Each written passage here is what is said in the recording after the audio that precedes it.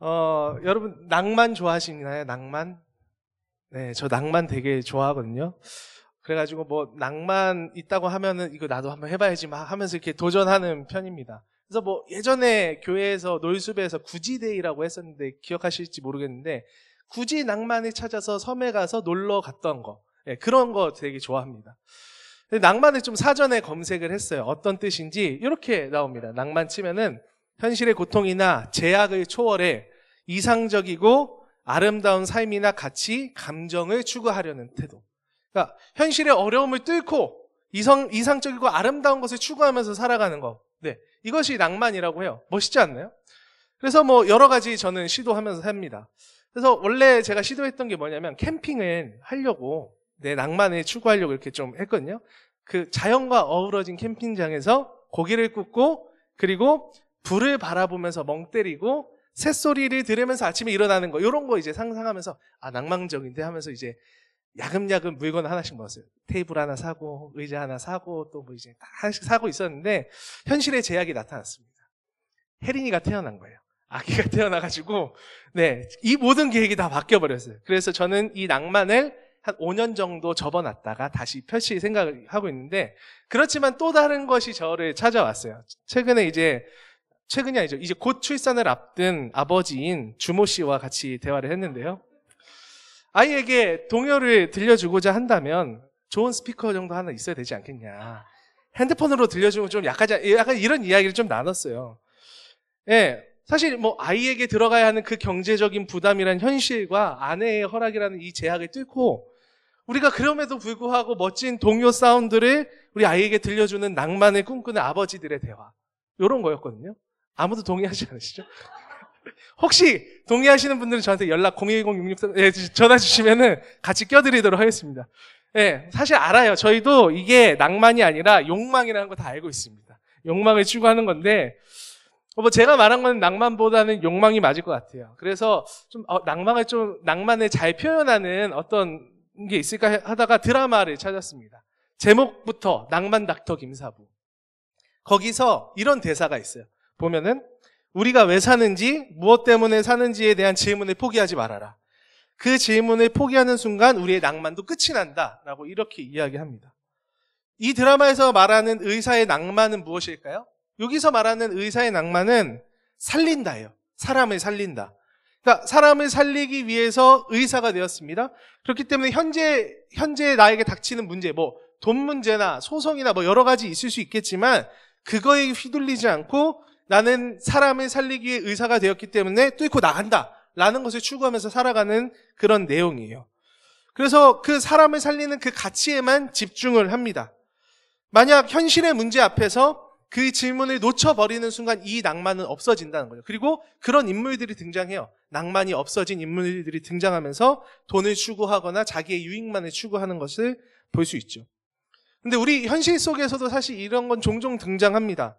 의사가 왜 사는지, 의사가 무엇 때문에 사는지를 포기했을 때, 아니면 뭐 검사가 왜 사는지, 무엇 때문에 사는지 포기했을 때, 또 뭐 목사도 마찬가지겠죠. 목사가 왜 사는지, 무엇 때문에 목사가 되었는지를 포기했을 때, 그런 질문이 없어졌을 때 낭만이 아닌 욕망만 남게 된다라는 거. 현실 속에서 자기 배만 채우며 살아가게 된다는 거죠. 근데 이게 뭐 특정 직업의 이야기만은 아닌 것 같아요. 그리스도인들에게도 해당됩니다. 우리가 현실 속에 우리에게 닥치는 수많은 문제와 제약이 있잖아요. 그리스도인이 품고 가야 한 아름다운 가치가 있고 고백이 있는데 근데 그 현실은 우리를 가만두지 않는다는 거죠. 그러다 보니까 고민하다가 포기하고 그것이 습관이 되어서 낭만 없이 살아가는 무뎌진 우리의 자신들을 좀 볼 수 있는 것 같아요. 그래서 오늘 우리가 함께 빌립보서의 이 말씀을 볼 건데요. 이 빌립보서 말씀은 현실의 문제와 제약 앞에서 살아가는 우리가 무엇을 붙들어야 하는지, 무엇을 소망해야 되는지를 말해주고 격려하고 위로해주고 있습니다. 오늘 우리가 함께 읽은 이 빌립보서의 수신자는요, 빌립보 교회 성도들이에요.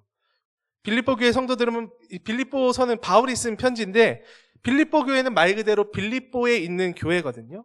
근데 이 도시는 좀 특별한 게 있어요. 원래는 이제 알렉산더의 아버지인 빌립 2세가 건설한 도시로 알려져 있는데 바울이 편지를 쓸 때 이미 그곳은 로마의 식민지 상태였거든요. 그러니까 아시아와 로마를 잇는 주요 도시의 역할을 했지만 로마의 식민지 상태였습니다. 그러나 로마는 그곳을 되게 특별하게 여겼어요. 이곳이 특별하게 여겨진 이유가 있는데, 왜냐하면 예전에 그 옥타비아누스라고 들어보셨죠? 로마에서 되게 중요한 인물인데, 이 옥타비아누스가 자신과 함께 전쟁을 해서 공을 세운 사람들을 그곳에 정착시키면서 이렇게 명명해요. 이름이 되게 어렵습니다. 콜로니아 율리아 아우구스타 필리펜스라고 이렇게 명명을 하더라고요. 그래서 여기에 사는 빌립보 사람들은 로마 시민과 동등한 법적 자격을 갖게 돼요. 그러니까 빌립보 출신들은 로마의 시민권을 얻는데, 이 시민권에는 고유한 권한이 있어요. 황제에게 호소할 권한, 그리고 특별한 이유 없이 신체의 구금을 할 수 없는 권한, 공물과 세금을 면제해주는 특혜, 이런 것이 있었습니다. 그러니까 빌립보에 사는 사람들이 이런 걸 다 누리면서 살았다라는 거죠. 즉 빌립보는 작은 로마였어요. 근데 이 작은 로마라고 불리는 빌립보 안에도 예수를 믿는 사람들, 교회가 있었다라는 거예요. 사도행전 16장을 보면은 여기 이곳에 이제 그 바울이 개척했다고 나오는데요. 근데 이 빌립보 교회에 지금 문제가 있습니다. 그리고 이 문제는 지금 바울이 겪고 있는 상황과 비슷해요. 그래서 바울이 편지를 쓰면서 그들을 격려하고 있는 거거든요. 그러니까 이들의 문제를 알기 전에 우리 먼저 바울의 문제를 봐야 되는데, 바울이 어떤 문제를 겪었는지는 아마 빌립보 사람들은 이 편지를 전달해준 에바브로디도라는 사람을 통해서 들었겠지만 우리한테 전달해주는 사람은 없기 때문에 우리는 성경을 보고만 알아야 됩니다. 문제는 명확하게 그 이유가 나와 있지 않다라는 거예요. 그래서 조금 추론을 해볼 수밖에 없는데, 그래도 빌립보서 1장에 힌트가 나와 있습니다. 지금 빌립보서는 감옥에서 쓰는 편지라고 생각하고 우리 읽어보면 좋을 것 같은데요. 빌립보서 1장 14절에서 17절 우리 같이 한번 읽어보도록 하겠습니다. 조금 길지만 천천히 읽겠습니다. 시작. 주님 안에 있는 형제 자매 가운데서 많은 사람이 내가 갇혀 있음으로 말미암아 더 확신을 얻어서 하나님의 말씀을 겁없이 더욱 담대하게 전하게 되었습니다.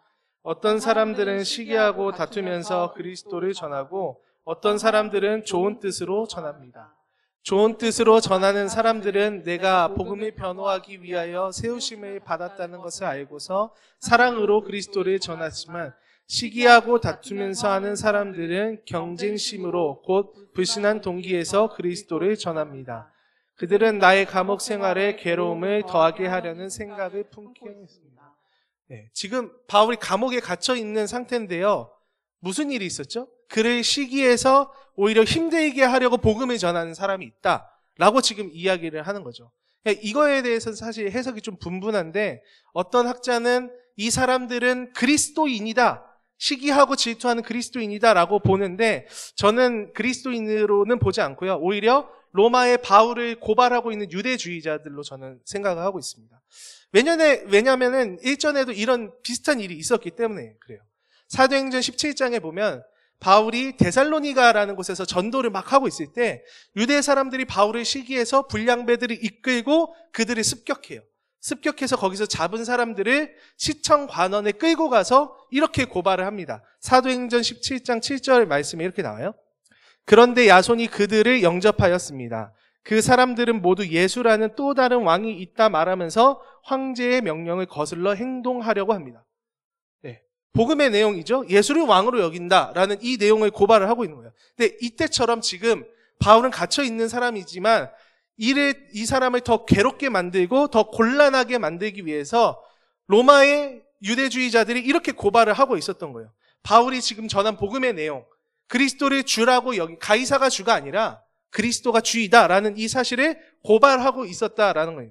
그렇기 때문에 바울은 이렇게 말한 거예요. 불순한 동기이지만 복음은 전해지고 있다라고 이야기를 하고 있는 거죠. 그런데 지금 이 문제가 동일하게 빌립보 교회 안에도 지금 들어와 있다라는 거죠. 그들이 사는 곳이 어디라고 말했죠, 아까? 작은 로마라고 불려지는 곳. 작은 로마, 그러니까 로마인과 동등하게 대우를 받고 살아갑니다. 근데 그리스도인으로서의 고백을 바울이 가르친 복음의 내용을 고백하며 살아가면 어떻게 될까요?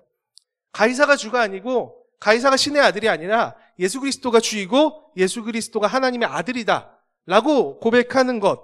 그러니까 이 소식을 들은 유대주의자들이 협박을 하는 거죠. 너희들 이 고백 계속하면은 아마 불이익 당할걸? 내가 너 계속 이 고백을 하면 로마에 고발할 거야. 그럼 너는 로마 시민으로서의 특권을 잃게 되겠지? 라고 이렇게 협박을 하고 있는 것 같아요. 아니면 이미 벌써 넘겼을 수도 있어요. 이들은 가이사가 아닌 다른 일을 주로 섬기고 있습니다 라고 고발을 했을 수 있죠. 그러니까 빌립보 교인들이 살아남기 위해서는 선택을 해야 돼요. 그리스도를 붙들고 살 거냐, 그리스도를 붙들면서 예수가 주라는 고백을 갖고 살 거냐, 아니면은 이것을 포기할 거냐. 복음을 통하여서 우리가 배우고 또 받았던 이 아름다운 가치를 갖고 살 거냐, 이것을 포기할 거냐. 이 문제 앞에 서 있다라는 거죠. 이런 문제는 근데 사실 우리에게도 동일하게 좀 있습니다. 우리가 살아가는 시대 세속사회인데, 세속사회에 대해서 팀켈러 목사님이 여러 가지 정의를 했지만 이렇게 정의한 게 있거든요. 제가 한번 읽어드릴게요. 세속시대라는 단어는 현세 곧 지금 여기만 강조하는 시대다. 삶의 의미와 지침은 물론 행복의 기준을 현세에서 누리는 경제적 번영, 물질적 안락, 정서적 만족에 두고 오직 그것만을 추구한다. 빌립보 교회 사람들은요, 로마라는 힘, 로마라는 통치, 황제의 통치, 그리고 그 안에서 누리는 특권을 추구하며 살았어요. 이게 곧 안정이고 많은 사람들이 바래오는 거예요. 반면에 지금 우리는 돈의 힘과 지배, 그리고 그 안에서 누리는 특권들, 그것을 추구하며 살아가는 환경 가운데 있습니다. 그게 진정한 안정이고 의미인 것처럼 포장된 시대를 살아가요. 그것만 있으면 된다라고 하는 시대를 살아가요. 그리고 이게 다양하게 우리를 협박합니다. SNS로, 광고로, 아니면 매체로 우리를 협박해요. 너 이거 없으면 불행할걸? 뒤처질걸? 너 돈 가지지 못하면 안 될걸? 너 이거 없으면 너의 모든 기반이 무너질걸? 이렇게 우리의 불안을 자극하죠. 그리고 그리스도인들이 가지고 있는 가치들, 고백들, 이거는 시대를 역행하는 거야 라고 이야기하고 때로는 어리석은 거야 라고 치부하기도 합니다. 근데 이런 것들이 우리 어린 시절부터 내면화됐어요. 세속적 성공 기준을 우리에게 들이대고 그것으로 사람을 보게 만들었고 그것으로 세상을 평가하게 했습니다. 그게 안정이 맞다라고 이야기해요. 저 이전에 한 6년 정도 고등학생들을 데리고 사역을 했었는데 이들을 보면은 계속 이런 불안감에 몰아가요. 좋은 학교, 좋은 직장, 아니면 많은 돈, 외모 이거 없으면은 너 안 돼, 뒤처져, 루저야, 뭐 이런 거에 의해서 불안해하고 그걸로 사람을 평가하는 아이들을 종종 마주했습니다. 그것을 가지지 못하니까 불안해해요. 그러면서 결국엔 예수를 믿고 따르는 것은 지금 중요하지 않아라고 이제 이야기할 수밖에 없는 상황. 우리 시대도 이렇게 협박을 한다고요. 당시 빌립보 교인들이 도전받았던 것처럼 안정을 잃고 특권을 잃어버릴 것처럼 이야기해요. 이 세상을 살아갈 때 복음의 내용은 합리적이지도 않고 도움이 되지도 않고 오히려 그것을 따라가면 바보고 손해본다라고 뉘앙스를 만듭니다.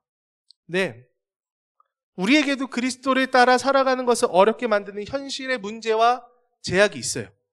빌립보 교인들과 다르지 않다라는 거죠. 그래서 때로 우리는 그리스도를 따라 살아가는 삶을 저버리죠. 아니면 너무 오랜 시간 세상의 소리에 내면화가 돼서 그리스도를 따른다라는 거에 관심이 없어요. 주일에 예배는 나오지만 그를 따라서 살아간다라는 거, 그런 거에 대한 관심은 없다는 거죠. 그리스도에 대해서 무뎌져 버린 거죠. 하나님 나라에 대해서 무뎌져 버려요. 그런 자들을 향해서 바울은 지금 권면하고 직접 자기의 삶을 보여주고 있습니다. 그의 삶을 한마디로 요약하는 구절이 있어요. 빌립보서 3장 7절인데 우리 같이 읽어보겠습니다. 시작. 그러나 나는 내게 이루었던 것은 무엇이든지 그리스도 때문에 해로운 것으로 여기게 되었습니다. 바울은 유대인으로서 누릴 수 있는 특권이 있었거든요. 또 바울은 로마인으로서 누릴 수 있는 특권이 있었어요. 그런데 예수 그리스도를 아는 것, 예수를 따라서 살아가는 것이 가장 중요하다고 생각했기 때문에 그는 그 하나님께서 보여주신 부름의 상 목표가 가장 중요했다라고 생각하기 때문에 기꺼이 고난에 동참합니다. 그리고 불편한 삶에 들어가요. 바울은요, 우리가 뒤틀린 세상에 살아간다는 것을 알고 있었습니다. 겉으로는 우리가 살아가는 세상 평화롭죠. 잔치집 같아요. 근데 자세히 들여다보면 그 안에 고통이 있고 소외가 있고 모든 관계가 망가져 버려져 있는 상태, 그런 세상을 우리가 살아가고 있다는 것, 그것을 인식하고 있었어요. 그곳에서 바울은 내가 예수를 주라고 고백하고 하나님이 예수를 통해서 보여주신 그 가치를 품고 세상에 살아가려면 포기해야 할 수밖에 없다는 것을 알았어요. 그리고 전 진짜 포기했죠. 그리고 그는 바라봅니다. 뭘요? 그리스도 예수의 날, 완성하실 그 날을 바라보면서 살아가요. 빌립보서 1장 6절에 이렇게 나옵니다. 선한 일을 여러분 가운데서 시작하신 분께서 그리스도 예수의 날까지 그 일을 완성하시리라 나는 확신합니다.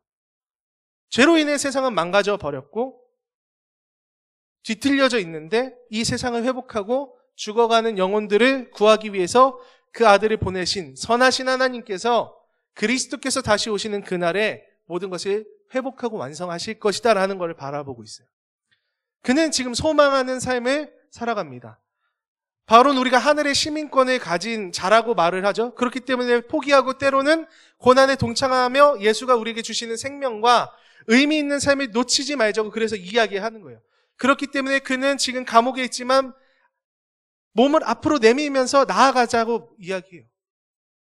바울은요, 낭만을 살아가고 있습니다. 현실의 제약이 있죠. 감옥에 갇혀 있습니다. 근데 멈추지 않아요. 예수께서 이루신 복음의 소식과 하나님의 나라를 바라보며 나아갑니다. 모든 관계가 회복되고 완성돼 그 날을 바라보면서 살아간다고 해요. 예수께서 직접 보이신 그 가치를 삶에서 포기하지 않고 걸어가는 거예요. 현실의 고통과 제약이 있더라도. 왜요? 그게 가장 가치 있다고 여기기 때문에. 그렇기 때문에 그것을 빌립보 교인들에게 지금 보여주고 있는 거예요. 나 지금 이런 상황인데 이렇게 살아가고 있어. 너네도 할 수 있어. 잘하고 있어. 너네도 동참해. 만약에 빌립보 교인들이 이 일에 동참한다면 어려움을 겪게 될 것입니다. 로마에서 가이사를 주라고 고백하지 않고 예수를 주라고 고백한다. 그리고 다른 것을 바라보면서 살아간다. 사회에서 그리고 경제적으로 불이익을 당할 거예요. 그렇지만 예수가 우리의 주라는 사실을 고백을 포기하지 말고 소망하는 삶을 우리 살아가 보자라고 격려하고 있는 거죠. 이 고백은 빌립보 교인만이 아닌 우리를 향한 것이기도 하다고 생각합니다. 그렇기 때문에 우리는 오늘 이렇게 질문해 보았으면 좋겠어요. 나는 이 고백을 갖고 있나? 예수가 주라는 고백. 그리고 나는 지금 무엇을 바라보고 살아가고 있나? 사실 모든 사람들이 꿈꾸며 살아갑니다. 현실의 내 상황을 넘어서 이루고 싶은 것들이 아마 하나씩 있으실 거예요. 지금 현실에서 뭔가를 꿈꾸면서 살아가실 거예요. 사실 그거 자체가 잘못된 건 아니거든요. 로마의 시민권 자체가 잘못된 건 아니죠. 근데 그것만이 우리를 살린다라고 말하는 것은 사랑의 순서가 뒤바뀌어 버린 잘못된 것이죠. 지금 질문하고 있는 것은 여러분의 소망 안에, 여러분의 꿈 안에 하나님이 보여주신 소망이 있으십니까? 그 나라가 있으십니까? 라는 질문이에요. 그리고 때때로 하나님께서 보여주신 그 소망과 예수가 주라는 그 고백이 나의 유익과 충돌할 때에 다른 것을 해로 여길 수 있느냐라는 질문입니다. 현실의 문제와 제약 앞에서 소망하는 삶, 그거 쉽지 않습니다. 그러나 우리가 기억해야 할 것은 그 소망이 사라진 자리엔 결국 욕망만 남게 되어 있어요. 하나님 나라가 회복될 것이라는 그 소망, 그리고 예수가 주라는 고백이 사라진 그 자리에는 자기의 유익만 남아 있습니다. 자기 자신밖에 없어요. 왜요? 우리가 살아가는 시대는 깨어진 세상이기 때문에 그렇습니다. 빌립보서 3장 18절에서 19절에는 그래서 바울은 이렇게 경고해요. 그리스도의 십자가의 원수로 살아가는 사람이 많이 있습니다. 그들의 마지막은 멸망입니다. 그들은 배를 자기네의 하나님으로 삼고 자기네의 수치를 영광으로 삼고 땅의 것만을 생각합니다. 그래서 바울은 빌립보 교인들을 향해서 지금 그리고 이 시대를 살아가는 우리를 향해서 하나님께서 보여주신 목표를 향해 다름질하라고 이야기해요. 하나님 나라를 소망하면서 살아가라고 해요. 우리가 예수를 믿게 된 그때부터 우리는 사실 다른 이야기 속에 들어온 존재들이거든요. 하나님 나라 이야기 속에 우리는 들어온 존재들입니다. 성경은 계속해서 우리에게 반복해서 이야기하는 게 여러분은 새로운 존재입니다. 여러분은 새로운 이야기에 살고 있어요. 그 이야기를 해요. 우리는 그리스도인은 다른 이야기 속에서 살아가요.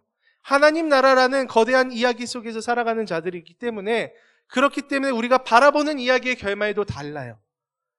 빌립보서 3장 20절에서 21절에 이렇게 나옵니다. 우리 같이 한번 읽어보겠습니다. 시작. 그러나 우리의 시민권은 하늘에 있습니다.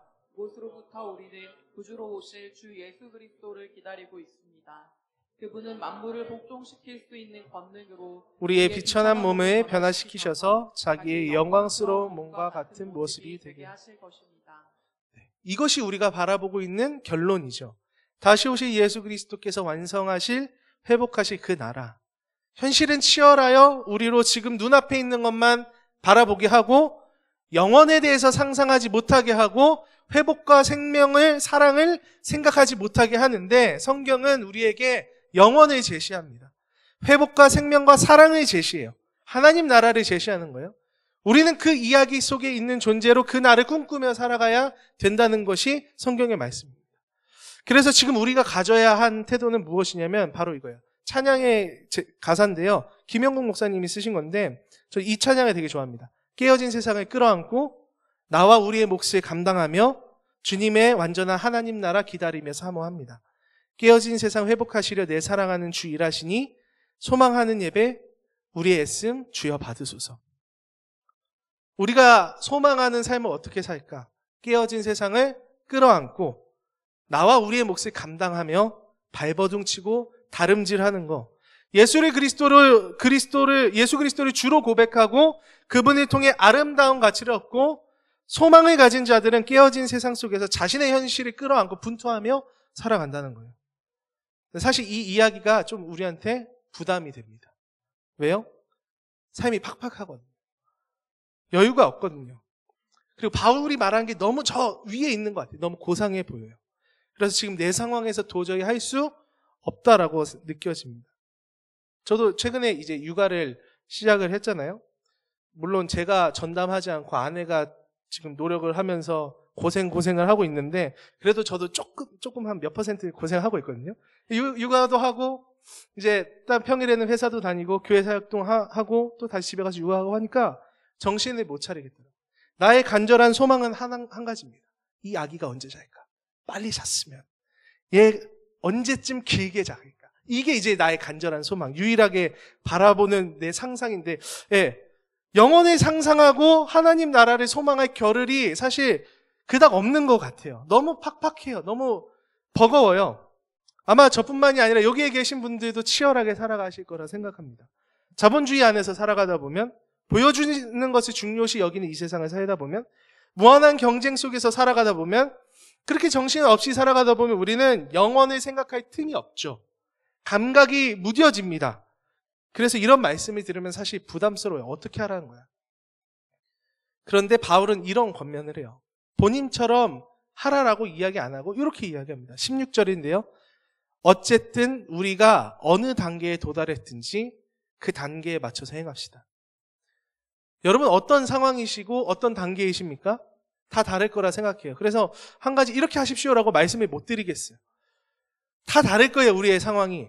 다만 소망하는 삶, 목표를 향해 달려가는 다름질, 그리스도를 향한 낭만을 품고 사는 것을 멈추지 말아라라고 이야기하는 거죠. 육아를 하면서 소망하며 사는 방법을 찾아내야 됩니다. 저는.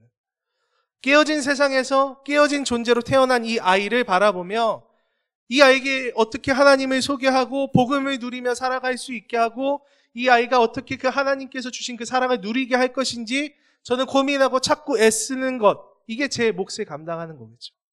저만의 또 방법을 찾아 나가야 되겠죠. 여러분들도 바쁜 일상 속에서 하나님을 소망하는 방법을 찾으셔야 됩니다. 그리고 그 자리에 할 수 있는 끌어안음 고민을 하셔야죠. 생명의 말씀을 굳게 잡고 이 뒤틀린 세상 속에서 흠없는 자녀로 회복하고 회복을 꿈꾸는 자들, 그렇게 살아가는 거죠. 바울은 그 이야기를 우리에게 하고 있는 거예요. 그러면서 한 가지 더 이야기합니다. 그 일에 여러분의 공동체가 큰 도움이 됩니다. 혼자서 꿈꾸는 거 어렵죠. 그리고 각자 한계가 있습니다. 여러분 통독해보셨죠? 큐티 해보셨죠? 저도 탈락했거든요. 저도 휴거된 자 중에 한 명이었는데 같이 해도 힘들어요. 사실 같이 해도 뭐 그 생명의 말씀을 붙잡고 산다는 게 너무 힘든데 그럼에도 옆에 있다는 게 든든하고 다시 한 번 더 시도하게 되더라고요. 옆에 누구라도 있는 것을 봐야 자극이 와요. 그리고 누군가의 모습을 보면서 아, 저 사람은 이런 시도를 하고 있구나라는 아이디어를 얻어요. 그리고 내 옆에 있는 누군가를 소망하며 살아가는 삶과 다름질에 대해서 들을 때 도전을 받아요. 그래서 바울은 이렇게 권면합니다. 빌립보서 1장 27절이에요. 같이 한번 읽어보겠습니다. 시작. 여러분은 오로지 그리스도의 복음에 합당하게 생활하십시오. 그리하여 내가 가서 여러분을 만나든지 떠나 있든지 여러분이 한 정신으로 굳게 서서 한 마음으로 복음의 신앙을 위하여 함께 싸우며. 네, 뭐라고 되어 있죠? 함께 싸우며. 또 다른 곳에서 이렇게 나와요. 아마 여기 안 나올 텐데 여러분은 같은 생각을 품고 같은 사랑을 가지고 뜻을 합하여 한 마음이 되어서 내 기쁨이 넘치게 해주십시오. 또한 여러분은 자기 일만 돌보지 말고 서로 다른 사람들의 일도 돌보아 주십시오. 무슨 말이에요? 함께 하나님께서 보여주신 낭만을 품고 살아가라. 뒤틀어진 세상 속에서, 망가지고 깨어진 세상 속에서 회복하시는 하나님을 기억하고 완성된 그 나라를 꿈꾸며 세상 속에서 빛으로 흠없는 자녀로 살고 다름질하는 공동체가 되라. 낭만 가득한 그리스도인이 되라. 그 공동체가 되라 라는 거죠. 그렇기 때문에 여러분 순모임 할 때 여러분의 소망을 품고 살아가는 그 다름질하는 이야기, 말씀을 품고 어떻게 살아가는지, 소망을 품고 어떻게 살아가는지 계속 이야기해 주세요. 어려움도 이야기해 주세요. 그게 너무나도 힘이 됩니다. 야, 너도 나와 같은 생각을 갖고 힘써서 살았구나 라는 거, 공감. 그리고 너도 나처럼 어려워했구나. 내가 생각하지 못했던 것은 너는 도전했구나 라는 것. 이런 것들을 들을 때 우리에게 큰 힘이고 위로고 격려고 도전입니다.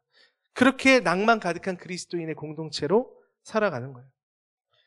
근데 우리가 여기서 한 가지 더 기억할 것이 있습니다. 그렇게 다름질하는 우리 안에 하나님께서 일하고 계시다라는 사실이에요.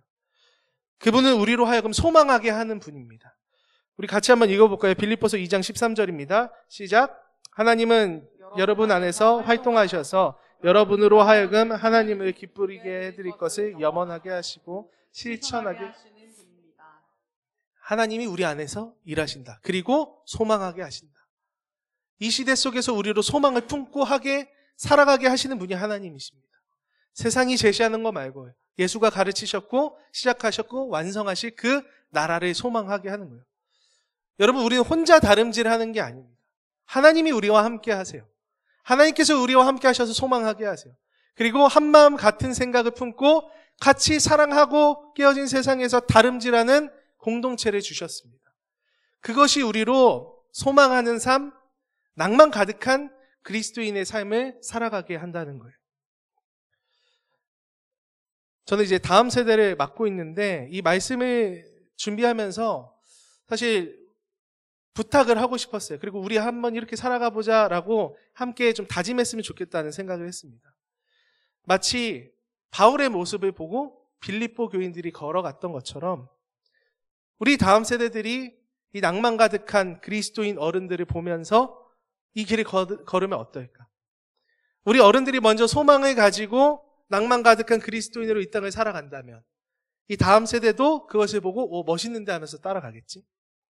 소망 없어서 현실에 매여서 맨날 돈만을 이야기하고 아니면 세상이 말하는 그 가치만 이야기하면서 불안해하고 허덕이는 어른들의 모습이 아니라 이 땅에서 소망을 품고 순례의 걸음을 기쁘게 걸어가는 어른들의 모습을 보면 우리 자녀들도 아마 그 발걸음에 합류하겠지라는 생각을 하게 됐습니다. 그래서 우리가 같이 그렇게 살아가자라고 말씀드리고 싶었어요. 살아가는 여러분, 우리 낭만 가득한 그리스도인이 됩시다. 그리고 소망을 품은 엄마 아빠가 되어 주십시오. 그리고 다름질하는 이모 삼촌이 되어 주셨으면 좋겠어요. 그렇게 우리가 하나님 나라를 소망하는 이음숙 교회 되길 소망해요. 그리고 이 소망을 갖고 이 땅의 깨어짐을 끌어안고 하나님과 함께 또 주의 몸된 교회와 함께 이 땅을 회복하는 우리 모두 되길 주님의 이름으로 축원합니다.